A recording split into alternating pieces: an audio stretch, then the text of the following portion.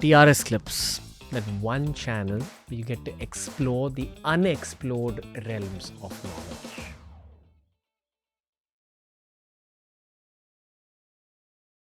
I'll say something crazy. Yeah? Clearly, the most important problem on planet Earth is getting out of the solar system as fast as possible. Why is it the most important problem? Because we're all going to die here soon. And I don't want it to be depressing. How soon? Pretty soon.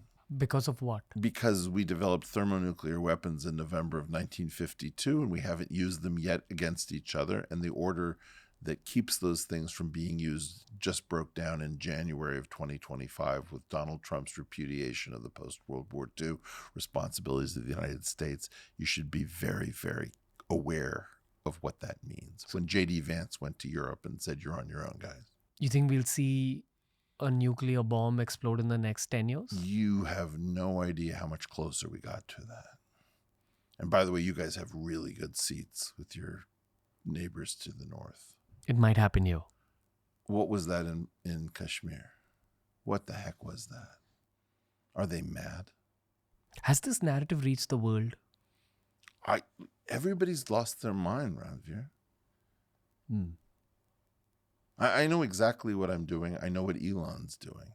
I don't really know what anybody else is doing. So you're saying that the main problem to be solved for the human race in the 2020s is to figure out... spread out. We are all of us are eggs in one basket called Earth. And it's not the land masses that matter. It's the atmosphere. We all share an atmosphere. There's no such thing as the Indian atmosphere and the United States atmosphere. It's all one atmosphere. You know, I'm visualizing our great-grandchildren coming back to the earth and going like, this is so beautiful. Why did you leave? Why did you screw it up? Why did you screw it up? Why'd you screw it up? Because it'll be a ball of fire at that point. Look, man, I came to Bombay and I couldn't see it. And then the other day it was very, very clear. But how is it that it looks like Delhi? Atmosphere carries three things that matter: pathogens, radiation, and climate. And we can't afford to all share an atmosphere. Let's go back to the scientific discovery thing Yeah, again. sure. Because a lot of the things we're speaking about are related to scientific discovery. So before the world of AI, this is what I understand, that scientists were given different problems to solve or chose different problems to solve. And then it takes about 50 years-ish for the engineers to catch up and figure out the application. It really depends. Sometimes yes, sometimes no. But it takes some time. It takes some time. But because of artificial superintelligence or even the AI we have now, Right. scientific discovery and engineering have become quicker. Hard to say. People keep looking to organize this stuff. If you think that in 1902, we just get powered flight with the Wright brothers, and before the century is out, we send a probe to Saturn's moon, Titan, and land and send back a picture. Unbelievable. As I always tell people, it's 10,000 years between 1902 and 1952. And except for computers, there's barely any time at all between 1975 and now. And it's the same 50-year time stretch. Everything happened in the first half of the 20th century. It was crazy. Tons of miracles. All this understanding. I have an aunt who just turned 100 this year. Shout out to Aunt Judy. She's older than the neutron.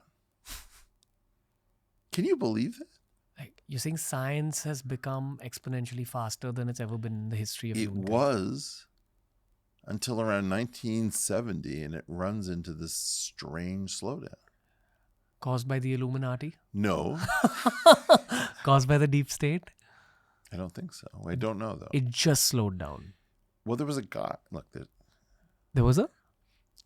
I want everything to be entertaining enough for your audience. There's a guy named Derek DeSola Price who predicted that it was going to collapse. What does that mean? In the 1950s, a guy plotted every indication of how fast science was going, and it was all going off exponentially. And he said, look, an exponential can't be continued. It grows too quickly. So he predicted in the 1950s that we were going to get this massive scientific stagnation in a book called Science Since Babylon. So India, if you're still a nation of readers, which you seem to be because you have lots of bookstores and bookstalls and libraries and things, go find an old book called Science Since Babylon. It'll rock your world. But what was the logic of it slowing down? That every person, in order for science to keep continuing on an exponential, every human being would need to get 4 PhDs before very long. Okay, to keep the speed going. Then the amount of money would collapse the world's economy. You know, if you look at, for example, how much it takes to put more energy into a particle accelerator, the particle physicists keep saying things like our next particle accelerator should be as big as the solar system. Okay, I'm just going to simplify what you said. Yeah. I think I got what you said. You're saying that basically to keep science going at that same speed, you need a lot more horsepower and or human power. You need resources, man. You need people, you need money, you need energy, and there was no way to keep it going. Until AI has become this good. Well, maybe now AI allows you to go back on an exponential. So from 1970 to 2024-ish, things slowed down and now things are going to pick up again. Sometime in the early 70s and sometime around now, it's been pretty slow except for computers. Thank you for consuming this clip, दोस्तों. अगर ऐसे ही और clips explore करने हैं तो इस channel के playlists को ज़रूर explore करना.